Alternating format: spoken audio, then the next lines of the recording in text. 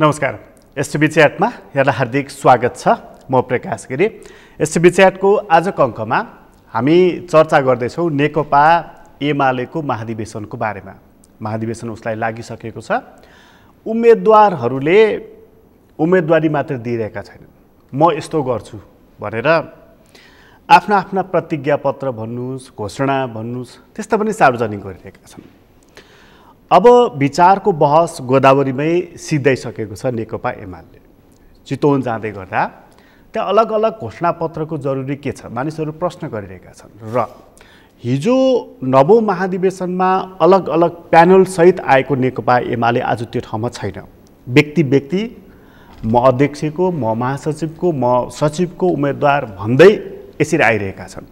यो आइरहँदाखेरि अब चितवन पुग्ने र चितवनबाट फर्कने, त्यो फर्कदाको एमाले कस्तो हुनेछ, चितवन जाँदै गर्दाखेरिको एमालेका चुनौतीहरू के हुनेछन्, आजको अङ्कमा हामी विस्तारपूर्वक यसबारेमा चर्चा गर्नेछौँ। हामीसँग कुराकानीको लागि स्टुडियोमा नेकपा एमालेका नेता गोकुल बाँसकोटा हुनुहुन्छ।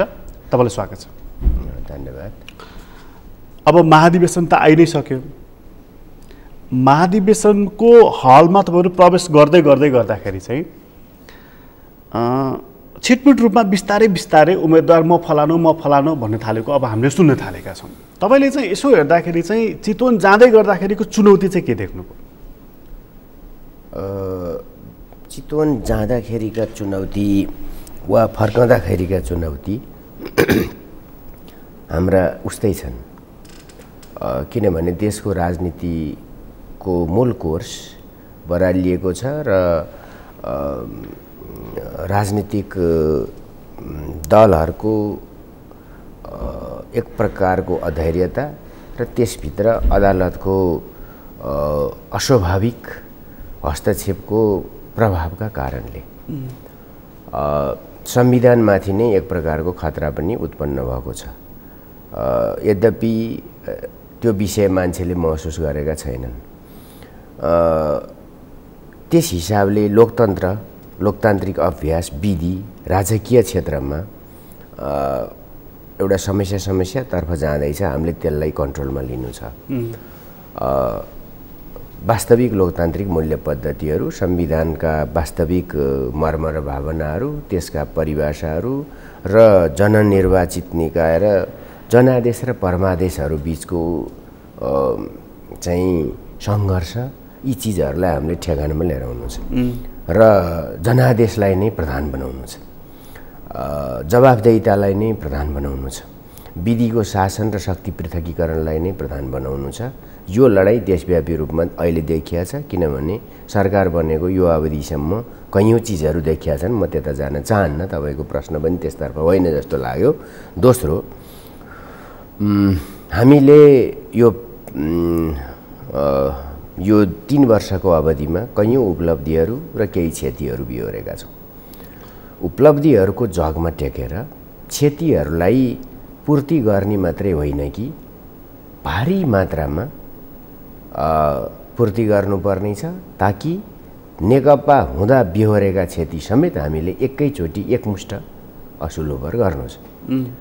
त्यो चुनौती नेकपा एमालेका सामु छ। किनभने नजिकिँदै गरेको स्थानीय तहको चुनाव र अस्थिर बनेको राजनीतिमा कुन्दिन हुने हो आम निर्वाचन।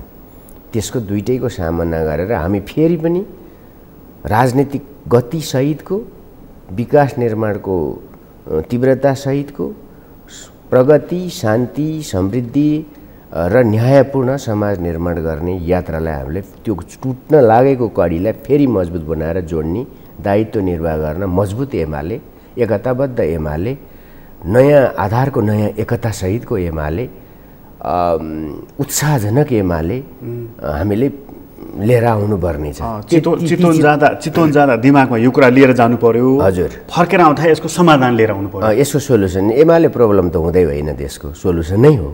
र यो एमाले भनेको देशको नेतृत्वदायी पार्टी हो। यो कुनै घाँसपात पार्टी पनि होइन। यो कुनै आज जन्मिया अनि 2 दिन 1 दिन झोक चलेर फलानासित रिस उठेर गएर एउटा निर्वाचन आयोगमा दर्ता गरिदिइहालौँ न भनेर यो बर्खे खरेहरू जस्तो पार्टी होइन। त्यसैले यसका केही विरासतका कुरा हामीले जीवित राख्नु छ, केही वर्तमानका चुनौतीहरूको हामीले सामना गर्नु छ, केही सुदूर भविष्यका स्पष्ट मार्ग चित्रहरू हामीले कोर्नुपर्ने हुन्छ। ती कयौँ चिजहरू तपाईँले अघि भनेकै जस्तो गोदावरीबाट कोरिया छन्, त्यसलाई व्यवहारमा लैजान सक्ने, चुनौतीहरूको सामना गर्न सक्ने पुरानो पुस्ता, वर्तमान पुस्ता, विभिन्न फेनोमेननबाट जोडिएको पुस्ता र भावी पुस्तालाई पनि हामीले एउटा आशावादिता सहितको एमाले दिनु छ। एमाले भने चाहिँ प्रब्लम हो कि सल्युसन हो? यो त एकदम डेफिनेटली यो त क्वेसनै होइन, यो चाहिँ सोल्युसन हो। तपाईँ नेपालको राजनीतिका मुख्य जङ्क्चरहरूमा हेर्न सक्नुहुन्छ। चाहे त्यो विभिन्न पार्टीहरू जब खास दृष्टिकोण बनाउन अल्मलिन्छन् वा उनीहरू चाहिँ कसैद्वारा इन्जेक्टेड एजेन्डाहरूको शिकार बन्न पुगेर नेपाली समाजलाई नै वर्ग ल्याउन पुग्छन्, ठिक त्यतिखेर नेपाली जनताले एमालेको महसुस गर्छन्। त्यो कुरा घटनाक्रममा म बताउन सक्छु तपाईँलाई। जस्तो कि हामीले दरबार हत्याकाण्डपछि द्वन्द्वको बेला, द्वन्द्वको समयको एमाले खोज्नुहोस्, दरबार हत्याकाण्ड पछाडिको एमाले खोज्नुहोस्, गणतन्त्र कि संसद पुनर्स्थापना मात्रैको कुरा खोज्नुहोस्,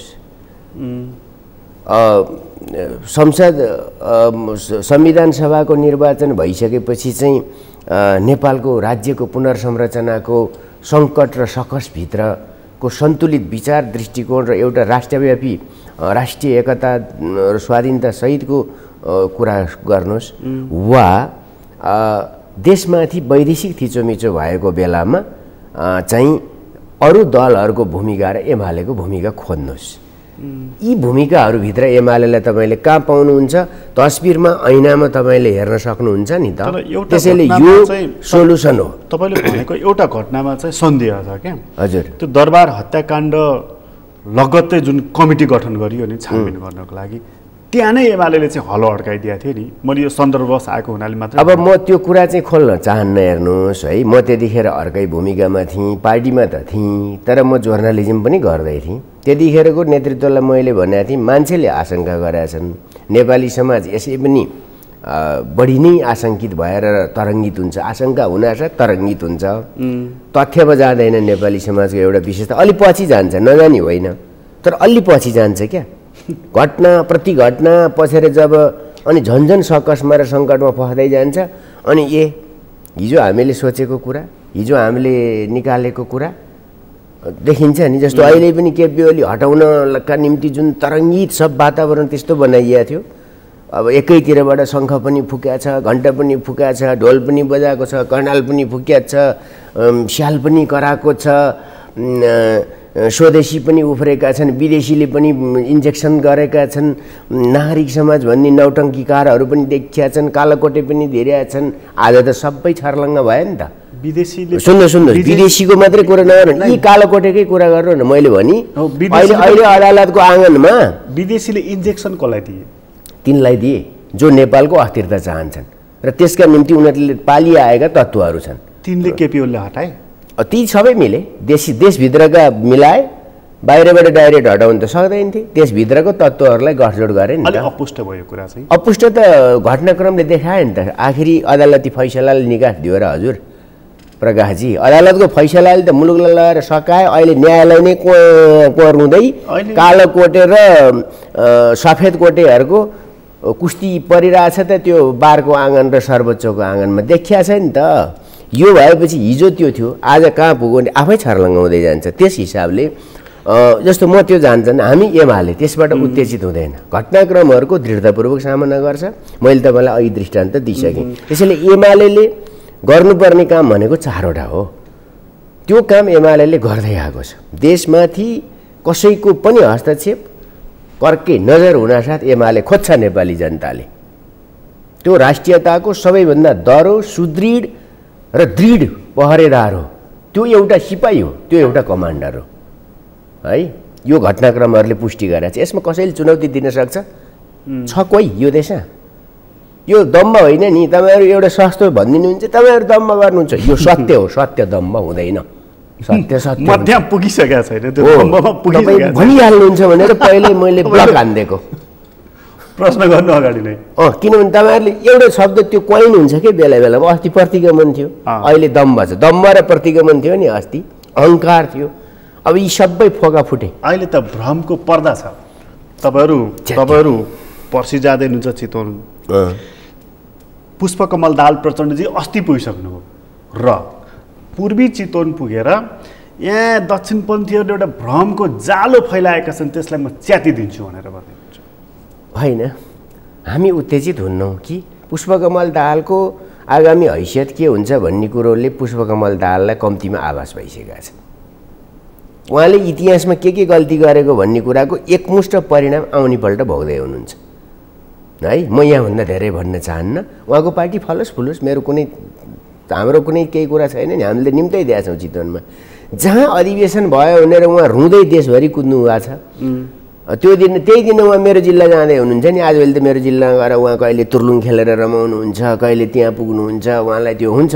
कहिले मलाई शराब हुन्छ मद्दतै पुगेको छ नि राम्रो छ उहाँले गर्नुपर्ने त्यही हो किनभने जब पीडाहरूले छोप्दै लखेट्दै जान्छ दायित्वबाट चुक्दै जान्छ छटपटाहट हुन्छ मन भुलाउनु पर्यो त्यो राम्रो हो त्यो एकदम खुसीको कुरा उहाँले त्यही गर्नु राम्रो हुन्छ तुर्लुङमा झुन्डिरहनु राम्रो हुन्छ किनभने चुनावपछि उहाँ झुन्डिने तुर्लुङमा हो न आकाशमा न जमिनमा बिचैमा झुन्डिने हो किनभने उहाँको सोचे जस्तो केही पनि हुनेवाला छैन स्थान उहाँलाई प्राप्त हुने हुँदैन तुर्लुङ हुनेवाला छ कि तुर्लुङ चितवन त उहाँको चाहिँ गढ हो यो गढ भन्छ यो बेकारको कुरा हो हाम्रो अध्यक्षले भनिदिइसक्नु भयो नि त उहाँको वीरता कहीँ पनि छैन जनता कसैका वीरता होइनन् है त्यो त होइन त्यो प्रथा उन्मूलन भइसक्यो वीरता प्रणालीमा भित्र नेपाली जनता छैन कुन भूगोल कुन ठाउँ कुन के कसको मेरो तेरो भन्नु पर्दैन यो देश नेपाली जनताको हो त्यसैले भित्र राजनीतिक दलहरू चलखेल गर्छन्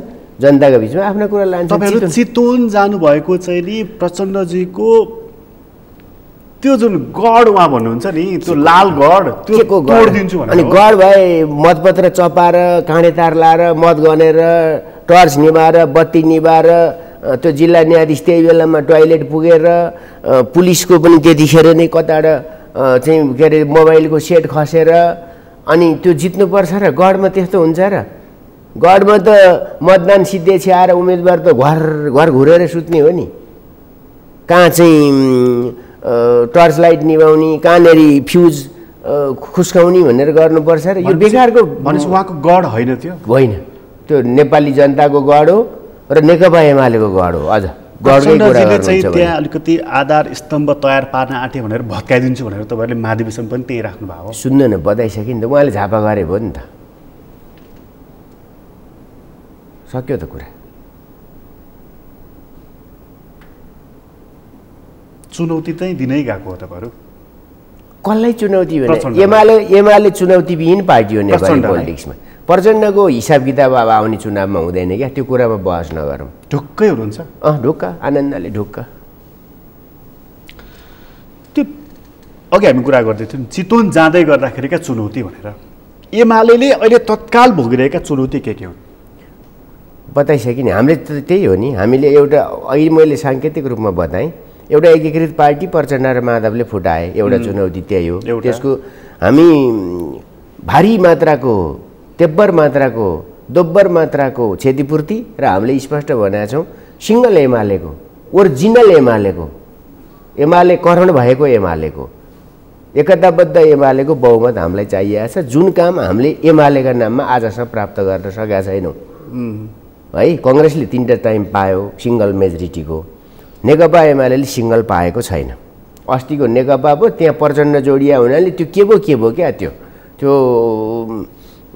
ऐजेरू पल्लाको रुख जस्तो भयो क्या देख्दा रुख जस्तो नि छ अब के भयो है हामी गतिमा जान पाएनौँ अनावश्यक फन्डा हल्ला खोर नचाहिया कुरा फरेब झुट मुठ दिनौँ तनाव नभएका कुराको तनावहरूको उहाँले चाङ सिर्जना गरेर आरोप प्रत्यारोप व्यक्तिमा दुनियाँमा जानुभयो यो सबलाई थाहा छ त्यसो भएको हुनाले चाहिँ तपाईँहरूलाई प्योर एमालेकै हामी त्यही माग गर्छौँ एमालेकै बरकतमा बुद्धिमा क्षमतामा बहुमत चाहिएको छ किनभने हामी सोसल ट्रान्सफर्मेसनको पनि हामी च्याम्पियन हौँ एकदम सोसल सेक्युरिटी र सोसियो इकोनोमिक ट्रान्सफर्मेसनको हामी च्याम्पियन हौँ यो कुरा जनताले महसुस गरेछ नि। आफ्नो गाउँ आफै बनाउँ भन्दा एउटा 3 लाखको बाटो खनिएन। सुन्नुहोस्, यहाँ जाने कोक मात्रै गएन, त्यहाँको फर्सी पनि ससबन्द काठमाडौँ आयो होला। हामीले यो कुरा हेरेका छौँ क्या। सानो कुरा हो। त्यहाँ टेलर सुरु भयो होला, चिया बेच्न सुरु होला, दुध बिक्री भयो होला। सडक बनेपछि त्यसले त विकास हो। त्यो हामीले त्यही कुरा गर्न नि। त्यसैले मैले यो भन्दैछु, यो एउटा चुनौती, म चुनौतीमा जाँदैछु। एउटा चुनौती चाहिँ हिजो नेकपाको थियो, प्रचण्ड, माधव नेपाल ती रहेनन्। अब सलिड एमालेको नेतृत्वमा बहुमत चाहिएको छ, त्यो चुनौती तपाईँलाई। अर्को चुनौती चाहिँ हो। अब अर्को चुनौती भनेको त मैले भने नि त, अब हामीले साङ्गठनिक चुनौतीको रूपमा हेर्दा अब हामीसित अहिले गएका मात्रै छैनन् नि, यो पार्टीमै बस्नुपर्छ, एमाले नै हाम्रो पार्टी हो भनेर बस्ने नेकपाको निरन्तरताभित्रको, खास गरी पूर्व माओवादी समूहसित जोडिएर नेकपाको एकीकृत नेकपाको पक्षमा त्यसको मूल निरन्तरता र नेताको हिसाबले एमालेमा रहनुभएका साथीहरूको पनि भावनात्मक र साङ्गठनिक रूपमा हामीले, भावनात्मक त भइसक्यो, त्यसलाई थप साङ्गठनिक कुरा गरेर अझ मजबुत बनाउनु पर्नेछ। ती कामहरू पनि गर्नु छ। सँगसँगै हामीले हाम्रो इतिहासकालीन अथवा हाम्रो फाउन्डर पुस्ता सँगसँगै अब यो बिचको पुस्ता सेकेन्ड जेनेरेसनका आकाङ्क्षाहरूलाई म्यानेज गर्नु छ र ग्रुमिङ वा इन्क्रिजिङ जे भन्ने पनि भयो, त्यो खासको ग्रुमिङ गरिएको वा विकसित भइरहेको पुस्तालाई पनि हामीले स्पेस दिनुपर्ने, मिलाउनु पर्ने चुनौती चाहिँ यो साङ्गठनिक चुनौती हो होइन। यसमा 10 भाइ कहाँनिर अड्छन्? 10 भाइ त एमाले जम्मै पर्ने त जम्मै एमालेभित्र परिसक्नु भयो नि। त्यो त अब अर्को को भन्ने रहेन। तर उहाँहरू ए क्लासको एमाले त पर्नु भएन नि, बीसीमा पर्नु भयो नि। हामीले त्यसो भनेको छैनौँ। उहाँहरूले त्यस्तो ठान्नु भएको छ र? उहाँहरू एमालेसित एकता गरेर भएको होइन नि। उहाँहरू त माधव नेपालको वितरणामा सहभागी नभएको हो। त्यस अगाडि उहाँहरू भ्रममा हुनुहुन्थ्यो, भ्रममुक्त हुनुभयो, पार्टीमै आफ्ना जिम्मेवारीमा फर्किनु भयो भने चाहिँ उहाँलाई कसले बिरसी भन्यो? उहाँहरूलाई अहिले पनि इन्सेक्युरिटी त छ नि। हामीलाई चाहिँ माधव नेपालतिर लागेर फर्केको हुनाले हामीलाई यही अधिवेशनमा हराइदिन्छन्, सिधाइदिन्छन् भन्ने त्यो डर। अब इन्सेक्युरिटी त मलाई पनि छ नि, किनभने मैले पनि त केही चिज भनेको छु। म सचिव उठ्छु हो, म त्यसको योग्यता राख्छु होइन। मेरो पनि समय भयो, मेरो पनि आफ्नो त्यसको बारेमा म बढाइ चढाइ गर्न चाहन्न। तर तपाईँलाई त इन्सेक्युरिटी किन छैन भने तपाईँ त केपी ओलीको कोर टिमको मान्छे, तपाईँ यसै जितिहाल्नुहुन्छ नि। कोही सबै कोर टिमको, कोही पनि कोर टिम को चाहिँ आउट कोर टिम, इनर टिमको को कतिवटा घेरा छ त्यहाँभित्र? 3-4वटा छ भन्ने सुन्छु म त। बेकारको कुरा हो त्यो, बेकारको कुरा हो। तपाईँ पहिलो घेरामा पर्नुहुन्छ कि दोस्रोमा पर्नुहुन्छ? म यस प्रकारको कुनै घेराबन्दी वा माकुरी जालोभित्र हुन्छ नि, त्यो माकुराको जालोमा पनि घेरा घेरा घेरा है, घेराभित्र अर्को घेरा हो। अनि त्यस्तो घेराभित्र घेरा सुरक्षित ठान्ने केपी ओलीको चरित्र होइन। घेराबन्दी तोड्ने चाहिँ केपी ओलीको चरित्र हो। सुन्नुहोस्, एउटा तपाईँहरूले चाहिँ केपी ओलीलाई घेराभित्र राख्नु भएको छ, बताइसकेँ, कवचभित्र यसरी चाहिँ अरूलाई आउनु नदिने, आफूले चाहिँ सुरक्षित राखिराख्ने। केपी ओली कछुवा होइन जो चाहिँ त्यो कवचभित्र बस्नु परोस्। एक अर्को, केपी ओली कुनै घेराभित्र बस्ने रुचाउने मान्छे होइन, घेरा तोड्ने मान्छे हो, पब्लिकको बिचमा आउन चाहने मान्छे हो, अधिकतमभन्दा अधिकतम क्याडरको बिचमा आउन चाहने मान्छे हो है। त्यसो भएको हुनाले यो जम्मै फेनन के गरियो भन्दाखेरि केपी ओलीलाई बदनाम गर्न वा उनको साङ्गठनिक कौशल छैन भनेर त्यो आरोप लगाइरहेको थियो नि त हिजोदेखि। अहिले पनि छ नि, उहाँको ग्रुप सानो छ, त्योभन्दा पर जाँदै जानुहुन्न भन्ने छ नि। मलाई त्यस्तो लाग्दैन फिलिङ है, जस्तो त्यही भन्नुहुन्छ भने। भनेपछि त्यो 10 भाइले त्यो अर्को फिलिङ्स ल्याउनु परेन कि हामी चाहिँ केपी ओलीको खास होइनौँ अथवा एमालेमा हामीलाई अर्को नजरले हेर्छन् भनेर उहाँले चित्त दुखाउनु, मन दुखाउनु पर्यो? केही पनि मतलब छैन। हेर्नुहोस्, उहाँहरूले नि लडेर चुनाव लडेर जित्ने हो कि सर्वसम्मति गर्नु पर्यो कि चुनावमा सामेल हुनु पर्यो? कार्यकर्ताले सर्वसम्मति त नहुने किन हो भने भीमरावले अध्यक्षमा उम्मेदवारी दिइसक्नु। अनि 10 भाइ कहाँनिर असुरक्षित भयो त त्यसो भए? जसले त्यत्रो बिट्रोइट गरेर भ्रममा परेर पार्टीलाई दस्तो गाली गरेर पनि फर्केर आउँदा केपी ओलीले धाप मारेर स्वागत छ, कम्तीमा मसित कम्पिट गर्ने हो कि भनेर भनेको छौ। मेरो त टुङ्गो छैन, तर गर्दाखेरि म स्वागत गर्छु भनेपछि कसरी इन्सेक्युरिटी फिल भयो? उठ्नु र जित्नु फरक कुरा हो नि त। त्यो साँचो कुरा हो, सही कुरा गर्नुभयो। उठ्नु र जित्नु फरक हो। उठ्नु त के ठुलो कुरा भयो हो। अनि उठ्नासाथ जित्नै पर्छ भन्ने छ र? ट्रान्सफर्मेसनको तपाईँहरू जुन कुरा गर्नुहुन्छ नि, अनि तपाईँ भन्नु न, हिजो पनि क्षमताबाट ल्याकतबाट हुने त यति नै हो नि, अब फेरि किन चाहियो केपी ओली तपाईँहरूलाई? त्यसो भए यो चाहिँ के हुन्छ भन्नुहुन्छ भने नि, केपी ओली किन चाहियो भने नि, त्यो अभियानले चाहिँ खास एउटा आकार प्रकार सुरु गर्दा गर्दै निमोठिएको हुनाले माथिर 93 वर्षमा पनि किन चाहियो त बनिसकेको मलेसियालाई? मिल्छ र तुलना केपी ओलीको र मोहम्मद माथिरको? माथिरले 25 वर्षको लिडरसिप क्षमताभित्र त्यो काम गरे होला नि, होइन? हामीलाई 5 वर्ष दियो आफै भित्रबाट धुन्धुकारी निस्केर। त्यसैले तपाईहरुलाई कुनै पनि सकारात्मक कुराबारे कुरा गर्न गाह्रो हुन्छ नेपाली प्रेसलाई। मैले भनेको चाहिँ केपी ओलीले संगठन निर्माण गरेर, विचार निर्माण गरेर, अध्यक्ष भएर, प्रधानमन्त्री भएर उहाँले गर्ने कुरा र उहाँले देखाउन सक्ने क्षमता त देखाइसक्नु भयो। बाँकी छन् केही कुरा, के बाँकी छ? हो, बाँकी छन् केही कुरा। तपाईले देख्नु भएन बाँकी भएको कुरा? महाकालीमा जयसिंह धामी बग्दाखेरि केपी ओलीको अभाव महसुस भएन? देउबाले केही बोले? बाँकी छन् केपी ओलीको आवश्यकता यो देशलाई। अर्को बताउँ, गैर कानुनी ढङ्गले टेलिभिजनको उद्घाटन प्रधानमन्त्रीले गर्दा कहाँ गयो नेपाली प्रेस? बाँकी छ नि यहाँका स्वाधीनताका कुरा, है? समाज अहिले पनि भड्काउन खोजिया छ। अदालतमा अहिले यस प्रकारको नौटङ्की नाटक, यो पुरा राजनीतिको पुरै त्यो गोटी जस्तो बनाएको छ नि त, त्यो राजनीतिको चलखेलको पुरा केन्द्र बनाएको छ। त्यसको शुद्धिकरणको लागि चाहिएको छ केपी ओली। 4वटा कुरामा केपी ओली चाहिएको छ। मैले भनिसकेँ, फेरि पनि भन्छु, एमालेलाई केपी ओली नभए पनि भयो। बुझ्नुभयो नि? किनभने एमालेबाट उहाँले पाउनुपर्ने सबै चिज पनि पाउनुभयो। एमालेले पनि उहाँबाट पाउने कुरा पाइसक्यो, ठिक हो। तर देशका लागि चाहिएको छ, किनभने नेसनालिटीको निम्ति चाहिएको छ, डेभलपमेन्टको निम्ति चाहिएको छ, अनि एउटा आत्मसम्मानको निम्ति त्यो भावना हेर्नुहोस्, त्यो आत्मसम्मान भनेको कुरा नि फिलिङ हुन्छ त्यो। त्यसको लागि अघि हामीले एमालेको चुनौतीको कुरा गर्यौँ, अनि एमालेमा चाहिँ के छ भने त्यसको लागि केपी ओलीका चुनौती चाहिँ के हुन्? नितान्त केपी ओलीका चुनौती। केपी ओलीसित अहिले कुनै पनि चुनौती छैन। जुन अघि मैले उल्लेख गरेँ, एमालेका चुनौती ती हुन्। अतिरिक्त केपी ओलीका चुनौती चाहिँ मैले अघि भने नेसनल पर्सपेक्टभित्र, त्यसभित्र तपाईले केपी ओलीलाई खोज्नुहोस्, त्यहाँ हो केपी ओली देशलाई चाहिएको हो। केपी ओलीका चुनौती पनि ती हुन्। केपी ओली एउटा व्यक्ति एज अ व्यक्तिको रूपमा र एमाले नेताका रूपमा केपी ओलीका सामु केही पनि चुनौती छैन। एमाले नेताको रूपमा कुनै पनि चुनौती छैन उहाँलाई? छ नि, देशसित जोडिएका चुनौती छन्। एमाले भित्रको चुनौती छैन केही पनि। उहाँ चुनौती विहीन हुनुहुन्छ हो।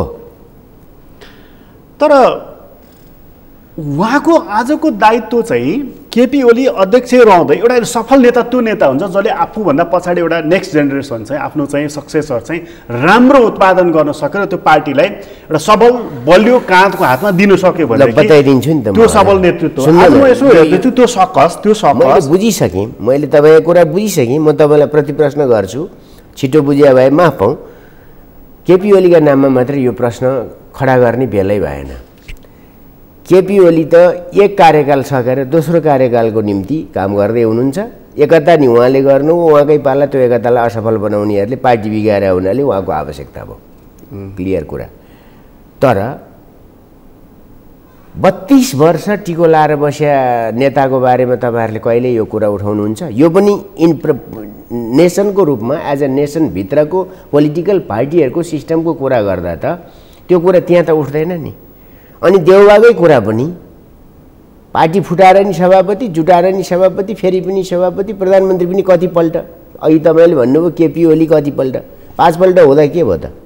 देउबाई किन 5 पल्ट हुँदा देउबाले के गरे त? यो देशलाई के गरे? काङ्ग्रेसलाई के गरे म जान चाहन्न। काङ्ग्रेसले त धेरै राम्रो गरेर त सभापति भएको।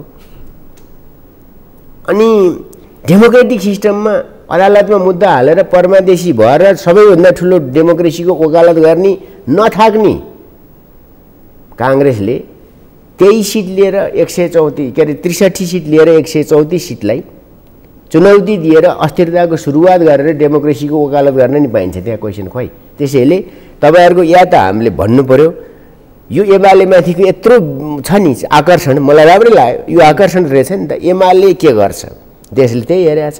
त्यसैले एमालेभित्र बाँकी जम्मैको जीवन लाइफलाइन छ क्या।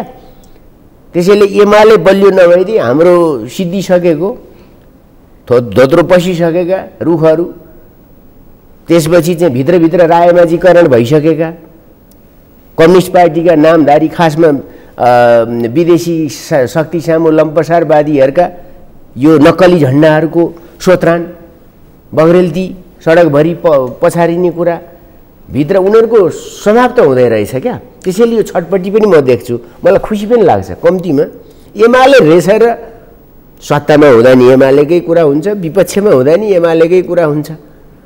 जब देश सङ्कटमा पर्छ एमालेकै सम्झना आउँछ, जब अन्यायको कुरा आउँछ एमालेकै कुरा हुन्छ, जब महिला अधिकारका अथवा अधिकारका प्रश्नका कुरा आउँछन् सन्तुलित त्यहाँ हुन्छ, जब जातका नाममा देशलाई 12 टुक्रा बनाउन खोजिन्छ त्यहाँ पनि एउटा सन्तुलित राष्ट्रिय एकताको सूत्रमा बाँध्ने बेला एमालेकै कुरा आउँछ।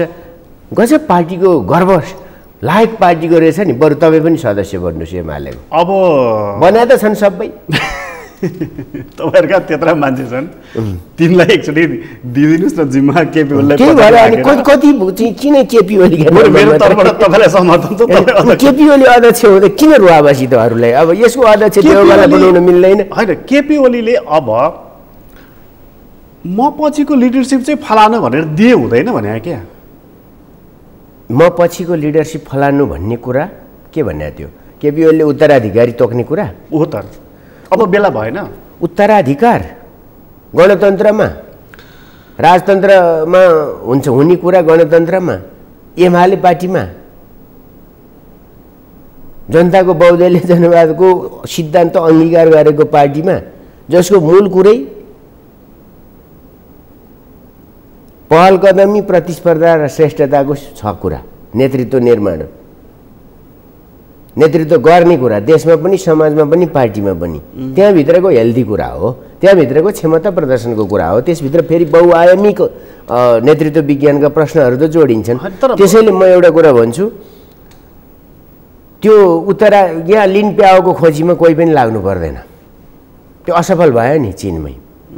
तपाईँलाई घेराबन्दी भन्नुभयो, ग्याङ अफ 4 त्यहीँ जन्मियो, त्यो खत्म भयो। त्यसले माओ पनि बिगारो, चिनिया समाजलाई 10 वर्ष बेकारको सांस्कृतिक क्रान्तिमा फसायो। दुनियाँ कुरो अहिले चिनिया कम्युनिस्ट पार्टीले नि रियलाइज गरिरहेछ। त्यसैले एमालेमा न घेराबन्दी हुन्छ न उत्तराधिकारको अर्को लिन प्याओको खोजी हुन्छ। यो कलेक्टिभ लिडरसिपमा जनताको पनि पहल कदमीभित्र एमाले बन्छ। एमाले एक्लै एमाले बन्न पाउँदैन। सुन्नुहोस्, मोहन विक्रमसिंहको पार्टी जस्तो, प्रचण्डको पार्टी जस्तो, कम्युनिस्ट पार्टीको कुरा गर्दैछु म, काङ्ग्रेसको कुरा छोडिदिउँ।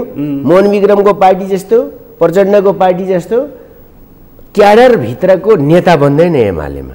जनताको त्यसभित्रको जनताद्वारा पनि नेतृत्वको निम्ति चाहिँ त्यहाँ अगाडि सारिएका चिजहरू हुन्छन्।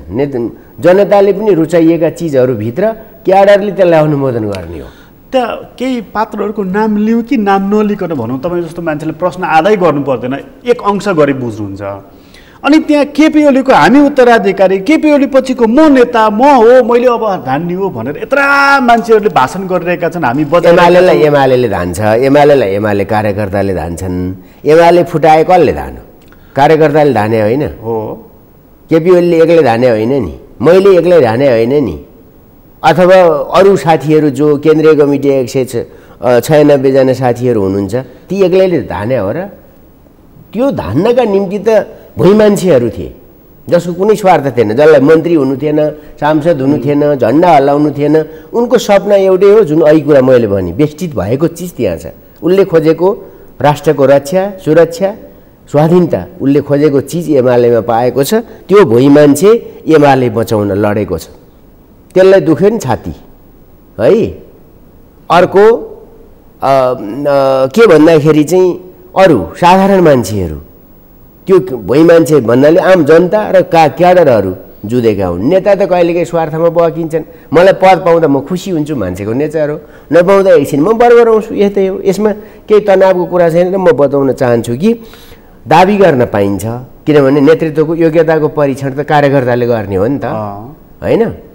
आम मासको तहबाट कार्यकर्ता उत्पादन हुन्छ, कार्यकर्ताको तहबाट नेतृत्व उत्पादन हुन्छ, हो कि? त्यो फेरि जनतामा पुनर्जाँचकी हुन्छ, परीक्षणमा जान्छ। भनेपछि अहिले दाबी गरेर म केपी ओलीको उत्तराधिकारी हुँ, म केपी ओली पछिको नेता हुँ भनेर पाइँदैन।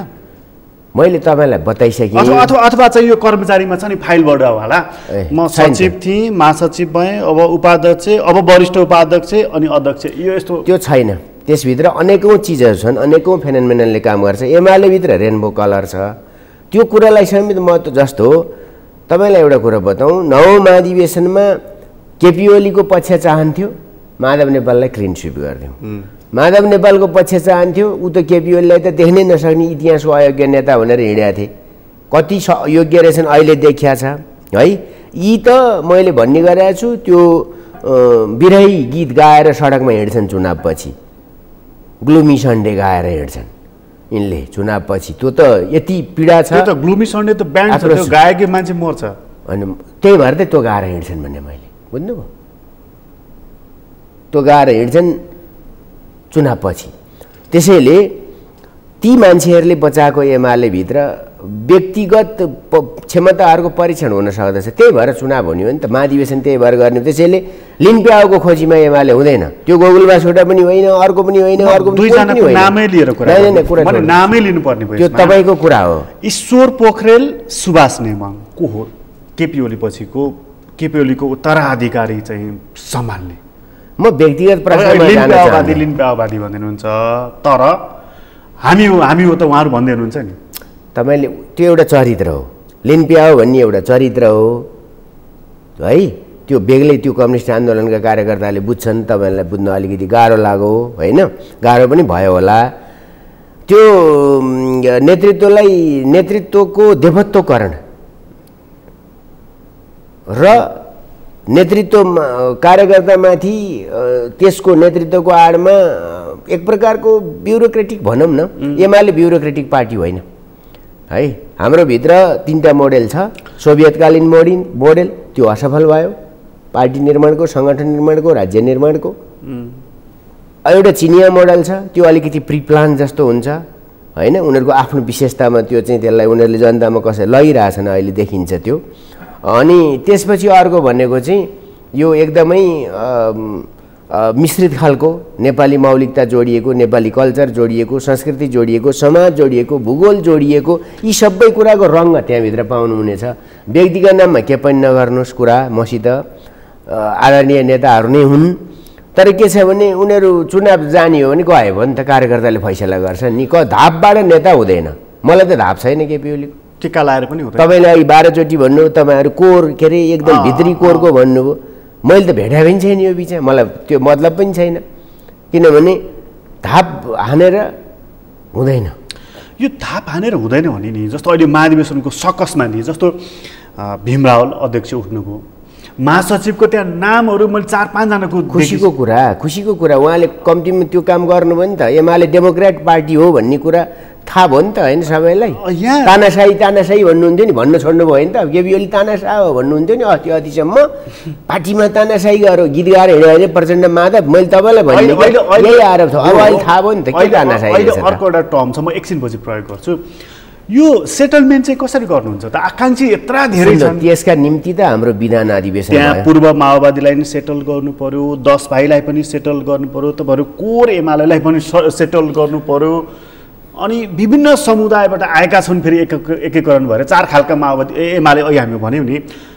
कसरी हुन्छ त त्यो फेरि? होइन, खालमा त 1000 खाले आएका होलान्, किनभने यो समाजमा हामी काम गरिरहेका छौँ भनेपछि हिजो राप्रपामा भएका, काङ्ग्रेसमा भएका, माओवादीमा भएका अथवा स्वतन्त्र जस्ता रहेका बुद्धिजीवी भनिएका सारा मान्छेहरू एमालेमा अटाउँछन्। त्यही भएर त यो एउटा चाहिँ पार्टी हो त। कसरी हुन्छ त व्यवस्थापन? यो एउटा त्यही भएर यो पार्टी भएको क्या एमाले पार्टी। बाहिर हामीले के सुन्दैछौँ, मैले सुनेको कुरा भन्दैछु, अध्यक्ष केपी ओली वरिष्ठ उपाध्यक्ष ईश्वर पोखरेल, तपाईँ फेरि व्यक्तिमा फस्नुभयो। अनि महासचिव शङ्कर पोखरेल, उहाँहरू सबै योग्य हुनुहुन्छ, तर उहाँहरूले पनि परीक्षणमा जानु पर्यो नि त, त्यो त्यसबाट ब्याक नहुने हो। अहिले तपाईँ भन्नुहुन्छ नि यो माओकालीन अभ्यास पनि हामी कहाँ छ भनेर, चिनको अभ्यास पनि त्यो माओवादीमा प्री प्लान सहित अधिवेशन हुँदैछ।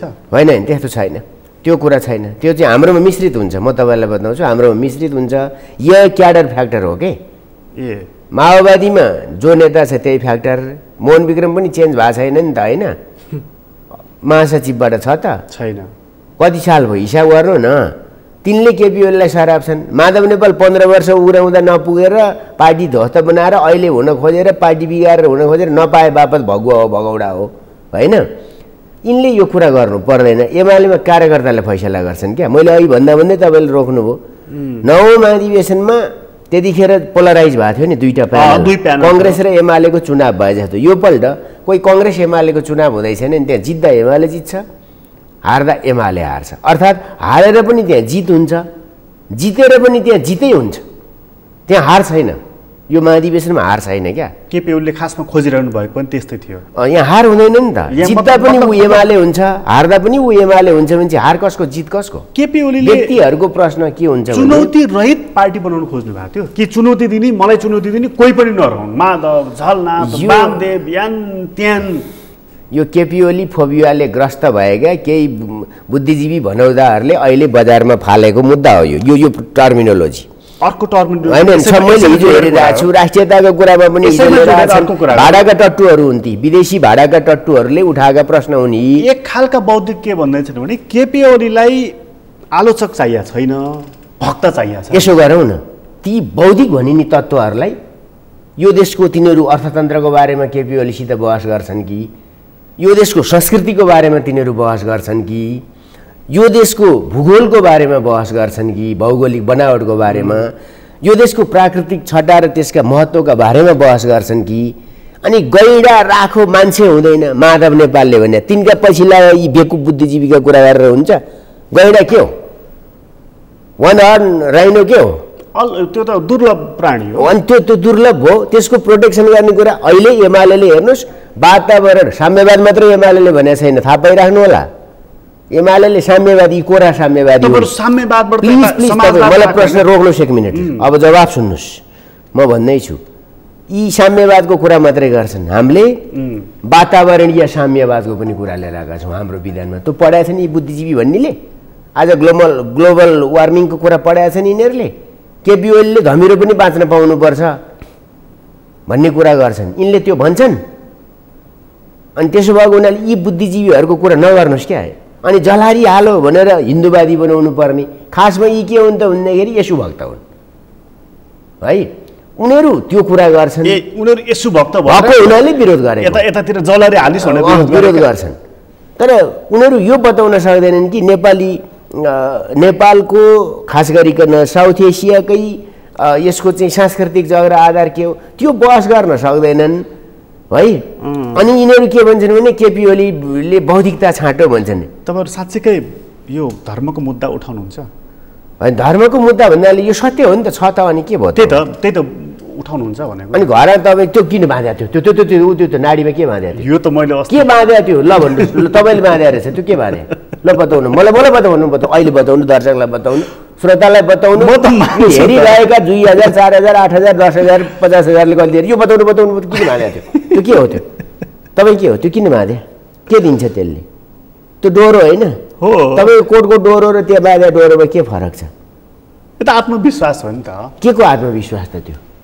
बताउनु नि त, मलाई बताइदिनु प्लिज, मलाई प्लिज, एउटा प्लिज मलाई बताउनु नि, त्यो डोरो किन बाँधे? मान्छेको एउटा विश्वास त छ नि त। छ भने अनि त्यही स्वीकारे भइगयो त। हो, तपाईँले यही नस्वीकार्दै हुनाले यति सोध्नु पर्यो क्या। हामीले के नस्वीकारेको छ त? धर्म भनेको अफिम हो भन्ने हामीले भनेको छैन। हामीले के भन्दाखेरि कुनै पनि धर्मप्रति हाम्रो अन्धभक्त विश्वास वा विरोध छैन। हामी संस्कृति र धर्म दुई फरक कुरा हुन् है। संस्कृति छुट्टै कुरा हो, एउटा धर्म संस्कृतिको आम संस्कृतिभित्रको एउटा सानो समुदाय हो क्या त्यो धार्मिक समुदाय चाहिँ। एमालेले यो मुद्दालाई बोक्छ।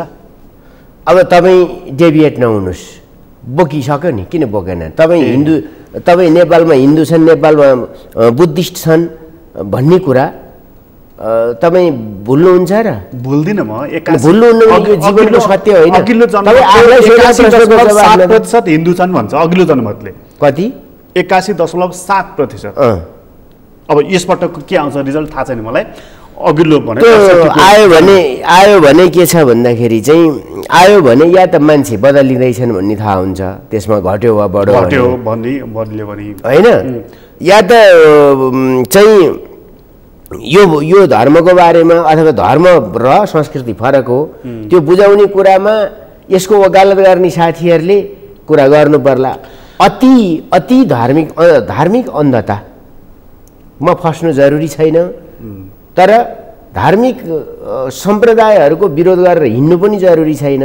र मौलिकता सांस्कृतिक मौलिकता हराएपछि त्यो देश चाहिँ हुन अलिक गाह्रो हुन्छ। आलोचकहरूले जुन भने नि भक्त र भगवानको मात्रै सम्बन्ध छ एमालेमा अहिले, अरू केही छैन, आलोचनात्मक चेत राख्नेहरू त्यहाँ टिक्न सक्दैनन् भनेर, यो चाहिँ कति सत्य? यसो गरौँ न, अरूले जुन पार्टीको नाम उच्चारण गरेर हिँडेका छन् ती चाहिँ के रहेछन्? ती चाहिँ मोक्ष प्राप्ति गरेका चाहिँ के रहेछन्? ती स्वतन्त्र प्राणी रहेछन्। एमालेमा काङ्ग्रेसमा चाहिँ शेरबहादुर देउवालाई नेता भनेर हिँड्ने छैनन्। आई लभ यु त भन्दैनन् नि त। आई लभ यु भने विश्वास हो। तपाईँले त्यो डोरोमा विश्वास छ भन्नुभयो होइन? किन भन्नु त एउटा बच्चाले? तपाईँले सिकाएर भनेको छैन? त्यो केपी ओलीको सामुन्यमा गएर एमालेको तपाईँ सरकै नेताहरू गएर बोल्न सक्छन्, भन्न सक्छन् यो भएन कमरेड भनेर? यसो गरौँ न, हजुर भनेर हिँड्छन् नि? होइन, हजुर त भनिन्छ, त्यो त मर्यादाको कुरा हो है। अब हजुर बक्सियोस् यो टर्मिनोलोजी मलाई थाहा छैन है। यो अभिजातीय वर्गको संस्कारबाट हुर्किया होइन, ठुट्टा जन्मिया बुट्टा हुर्किया भन्छन् नि, त्यस्तो मान्छे हो। त्यसैले मलाई त्यो मतलब छैन। म त्यो शब्दमा होइन, हजुर भनेको मतलब यस म्यान भन्छन् नि। छैन। त्यसो हो भने केन्द्रीय कमिटीको बहस हुन्छ, प्रश्न उठ्छ, जवाफ हुन्छ। अब मैले जे प्रश्न गर्नु मात्रै, बौद्धिकता छाट्नु मात्रै र समाधान नदिनु मात्रै कुरा चाहिँ हुँदैन। केपी ओली सोल्युसन हो। केपी ओलीसित प्रश्न मात्रै हुँदैन, जवाफ पनि हुन्छ। अरू कतिपय केपी ओलीका आलोचकहरू प्रश्न गर्छन्, समाधान दिँदैनन्। प्रश्न समाधानका निम्ति तिनीहरू अरूको मुख ताक्छन्। हो, फरक यही छ नेपाली पोलिटिक्समा। चितवनबाट फर्केर आउँदाखेरि हुने अध्यक्ष चाहिँ केपी ओली नै हो। त्यो त डेफिनेटली देखिन्छ त। अब हार्नुभयो भने हार्नुभयो नि त, त्यो पनि त मानौँला नि त हामी। अघि नै भनी को जित्छ र को हार्छको प्रश्न छैन। एमाले भित्र व्यक्ति छनौटको कुरा हो क्या, र कोही उत्तराधिकार छैन। मैले भने नि व्यक्ति कोही उत्तराधिकार हुँदैन। एमालेको उत्तराधिकार एमाले मात्रै हो। एमालेको नेतृत्वकर्ता जबज हो, एमालेको उत्तराधिकार एमाले हो, एमाले जन हो। अनि अघि नै मैले भने नि त्यो भोइ मान्छे, त्यो किसान, त्यो मजदुर, त्यो बुद्धिजीवी, त्यो राष्ट्रिय पुँजीपति, त्यो सबै एमाले भित्र छ है। त्यो सबै छ। त्यो मैले एउटा गजबको परम्परा, अहिले परम्परा नभनौँ, एउटा गजबको चलन यो एक हप्ता यता के देखिरहेको छ भने पूर्व माओवादीबाट गएकाहरू, यता 10 भाइहरू र हिजो केपी ओलीलाई आलोचना गर्नेहरू जो एमालेमै रहेकाहरू, अहिले एउटा गजबको मैले के देखिरहेको छु भने विश्वकै उत्कृष्ट नेता केपी ओली, उहाँको विकल्प छैन केपी ओलीको। यो जुन कुरा उहाँहरू बोलिराख्नु भएको छ नि, यो चाहिँ भयङ्कर सत्तो सराप, आज भयङ्कर चाहिँ नि प्रशंसा। सत्य बुझ्नु भएछ, म त्यही भनिदिन्छु। उहाँहरूको ठम्ब्याइ सत्य छ। विश्वकै उत्कृष्ट को भन्ने कुराको त म केही पनि भन्न चाहन्न है। गोदावरीको विधान अधिवेशनमा नगएका प्रभु शाहले आज के भन्दैछन् भने केपी ओली जतिको नेता छँदै छैन भनेर। सत्य बुझ्नु भएछ। यो सत्य बुझेको मान्नुहुन्छ कि यो अति प्रशंसा गरेर केही चिज हासिल गर्नको लागि यो बाटोमा लाग्नु भएछ? भन्नु न तपाईँले, म एउटा कुरा बताउँछु। आलोचनात्मक चेत सहितको जिउँदो एमाले छ कि यो देशमा। एमालेका कार्यकर्ताहरूको चाहिँ दिमाग हुँदैन भन्ने जसरी जुन गर्छन् नि यो बुर्जुवा पन्थीहरू, बुर्जुवा पुँजीवाद पन्थीका भट्टीबाट निस्केका कोइलाहरू, कोइला होइन खरानीहरू है। अहिले त कोप 26 मा कोइलाको चाहिँ अनि कोइला त कम गर्ने भनेको छ, त्यही भएर कोइला नबनाऊ। ल ठिकै छ, जेसुकै होस्, तिनीहरूको काम के छ भन्दाखेरि चाहिँ यो ईर्ष्या वादले उनीहरूलाई खेरेको छ। उनीहरूसित सोल्युसन छैन। यसको मतलब केपीको प्रशंसा गर्यो भने त्यो मान्छेले केही पाइहाल्छ? मलाई केही पनि पाए जस्तो नपाए जस्तो लाग्दैन क्या। योगदानले पाउँछ नि, प्रशंसाले पाउँछ, भूमिकाले पाउँछ नि, कुनै बढी प्रवृत्ति छैन। अष्टलक्ष्मी प्रशंसा गर्ने, योगेश भट्टराई प्रशंसा गर्ने, तपाईँको चाहिँ नि प्रभु शाह प्रशंसा गर्ने। यसो गर्नु नि त, महाधिवेशनमा अलिकति झुम्रा, अलिकति कालो के भन्छ टालो है, अलिकति नागरिक समाज लगेर लौन विरोध गर्नु पर्यो भनेर अलिकति डलरे, अलिकति विभिन्न यस्ता खालका एन्टी नेसनलिस्टहरू, एन्टी यो भनौँ न यो एक खालको चाहिँ नेपाललाई मन नपराउने, नेपालको विकास मन नपराउने, विदेशी उपभोक्ताको बजार हुनुपर्छ भन्ने एउटा झुन्ड राखिराख्नु, एउटा झुन्ड त्यहाँ लगाएर ड्रम सेट ठट्टा र I love you KP Oli भन्नेका विरुद्ध I hate you KP Oli भनेर आई ह्याट केपी ओली के अरे आई हेट केपी ओली भनेर भन्ने चाहिँ मान्छे चाहिँ राखै गर्नुहोस् त। त्यो त भ्रमको पर्दा च्यातिदिन्छु भनेर प्रचण्डले भनेकोबाटै बुझ्नु भएको छैन र। अनि के च्यात्नु पर्यो? प्रचण्डले के गर्छन्? एमाले महाधिवेशनमा गोली चलाउँछन्? काङ्ग्रेससँग त चलेछ हिजो, चलाउँछन्। ल भनौँ न त आई हेट केपी ओली। एउटा महाधिवेशनको एउटा मञ्च होइन, एउटा महाधिवेशनको एउटा मञ्च निर्माण गर्न पनि 50 लाख रुपियाँ खर्च गर्नुपर्ने तपाईँहरू कस्तो पुँजी? तपाईँहरूलाई के टाउको दुःख त हाम्रा कार्यकर्ताले तिरेको छ। 50 लाख रुपियाँ त एउटा तपाईँले हस्पिटल बनाउन सक्नुहुन्थ्यो, स्कुल बनाउन सक्नुहुन्थ्यो, कहीँ त कल्याणको काममा लाउनु। सरकारमा हुँदा हामीले 396 वटा हस्पिटल एकै दिन शिलान्यास गऱ्यौँ, बन्दैछन्। 165 वटा बाटा एकै दिन शिलान्यास गऱ्यौँ, टेन्डर लागिकन धमाधम अब सम्झौता भएर बन्दैछन्। अहिले हामी हाम्रो पार्टीको अधिवेशन गरिरहेका छौँ त, तपाईँहरूलाई किन टाउको दुःख? एक दिनको एउटा मञ्च जहाँ चाहिँ तपाईँहरू एक दिन भाषण गर्नु, त्यही भएर एमाले हो 50 लाख, त्यही भएर एमाले हो। ईर्ष्या भयो यस्तो कुनै पार्टीले, सुन्नुहोस्, एमालेसित कम्पिटिसन नगरे हुन्छ व्यवस्थापनमा। किनभने तपाईँ व्यवस्थापन भन्नु नि, यो जम्मै पार्टीका अधिवेशन यो बिचमा हुँदैछन्, ती सबैका अधिवेशनहरूको भिडियो फुटेज राख्नु होला, पछि कम्पेयर गर्नु होला। एमालेको जति भव्यता केही पनि हुँदैन, त्यसको पनि विरोध तिनीहरू कहाँ गएर गर्छन् भन्दा भव्य गरौँ, गजब गरौँ, कस्तो राम्रो गरौँ, 72 जना कलाकारले नाचे, अरू के हुँदैछन् नि त्यहाँ देखिनेवाला छ, त्यो त्यस्तो भन्दैनन्। कति करोड खर्च गरौँ हो त। अनि तपाईँहरूसित मागेर खर्च गरेको छ, हाम्रा सदस्यले तिरेको छ, हामीले पैसा तिरेका छौँ, प्रत्येक श्रमिकले पैसा तिरेको छ। तपाईँहरू चाहिँ एकदम श्रमिक, मजदुर, किसान वर्गको चाहिँ प्रतिनिधि पार्टी। तिनै मान्छे सदस्य छन्, तिनकै पैसाले बन्दैछ। तपाईँहरूलाई के भन्नु? भनेपछि श्रमिकहरू धनी भएछन्। हामी समृद्ध नेपाललाई निर्माण गर्न चाहन्छौँ। 100 रुपियाँ प्रत्येक सदस्यले तिर्दैछ, त्यसका लागि 50 लाख, त्यसका निम्ति 10 करोड जम्मा हुँदैछ। 50 लाख के कुरा भयो? एउटा मञ्चको 50 लाख। यसो गर्नु न, गर्छौँ। अस्ति अधिवेशन गर्दाखेरि पनि झन्डै 5 करोड खर्च भयो। पुरै महाधिवेशनमा कति खर्च गर्नुहुन्छ? त्यही 8 करोड जति खर्च हुन्छ, 8-9 करोड खर्च हुन्छ, त्यही एजम्सन छ। बाफ्रे, गर्छौँ। टाउको दुखो महँगो भएन? टाउको रिङ्गटै लागिसक्यो मलाई त। 8 करोड फदाल्नु नि त समुद्रतिर गएर। कहाँ छ त यहाँ समुद्र? फदाले भयो नि त, जजलले त्यसमा ईर्ष्या लाएर टाउको नि यहाँ छ फदाल्नु। नेपालमा समुद्रै छैन नि।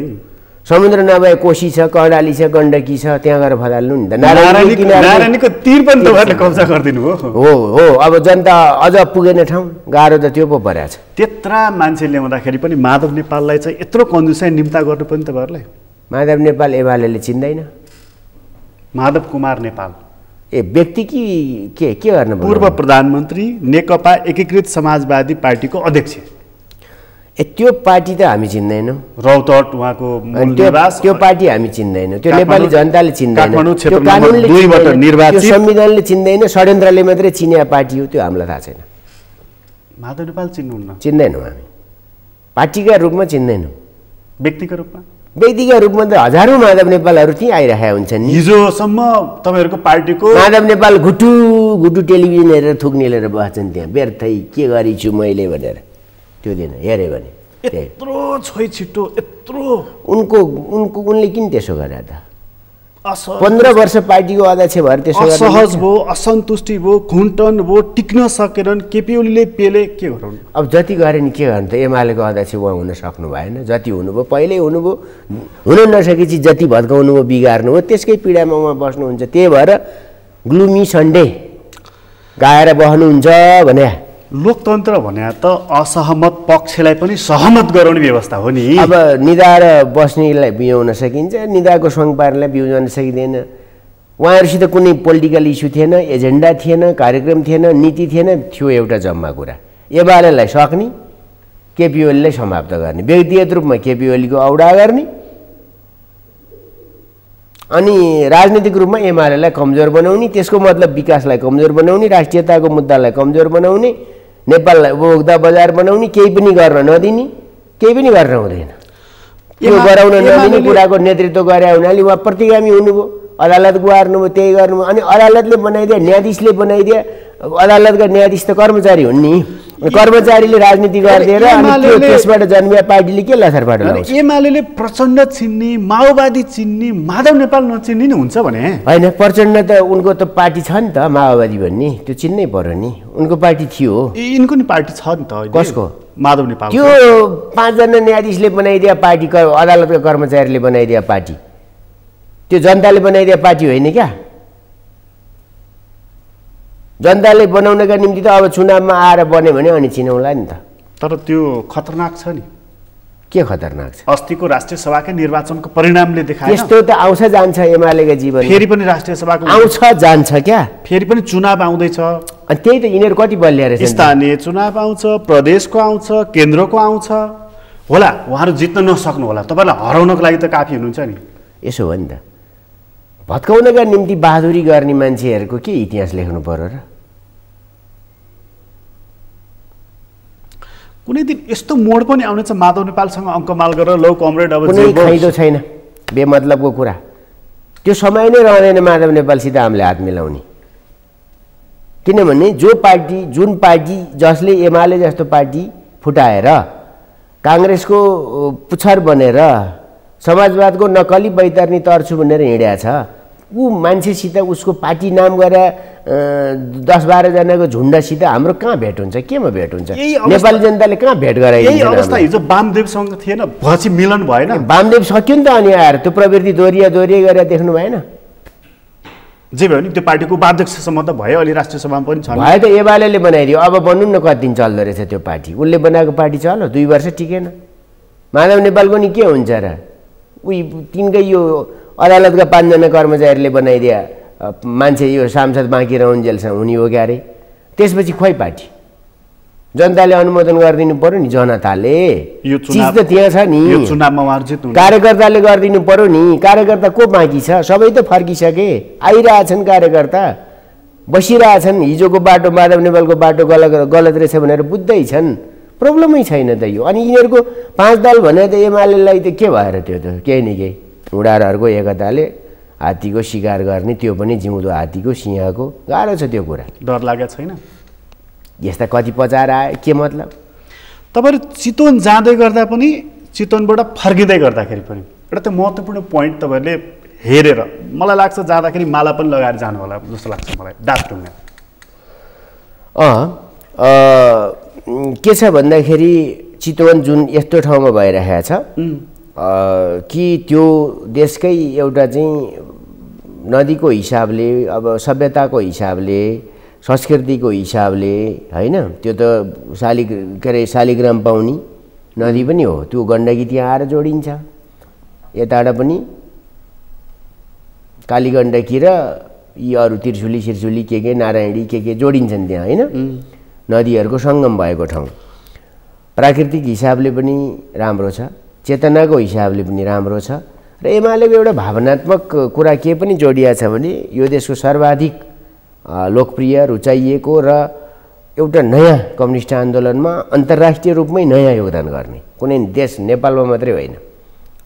कम्युनिस्टहरूले निर्वाचनका माध्यमबाट पनि, लोकप्रियताको माध्यमबाट पनि सरकार चलाउन सक्छन्, जनताको मत लिन सक्छन् भन्ने कुरा स्थापित गर्ने एउटा नेता, जहाँ उहाँको त्यहाँ चाहिँ रहस्यमय दुर्घटना उहाँको चाहिँ निधन भयो, त्यो ठाउँमा अधिवेशन हुँदैछ। तपाईँले अघि भन्नुभयो नि कसको गढ अरे त्यो प्रचण्ड। अनि उहाँले त माडीमा 100 कतिजनालाई जिउँदै बसमा अनि काजल खातुनलाई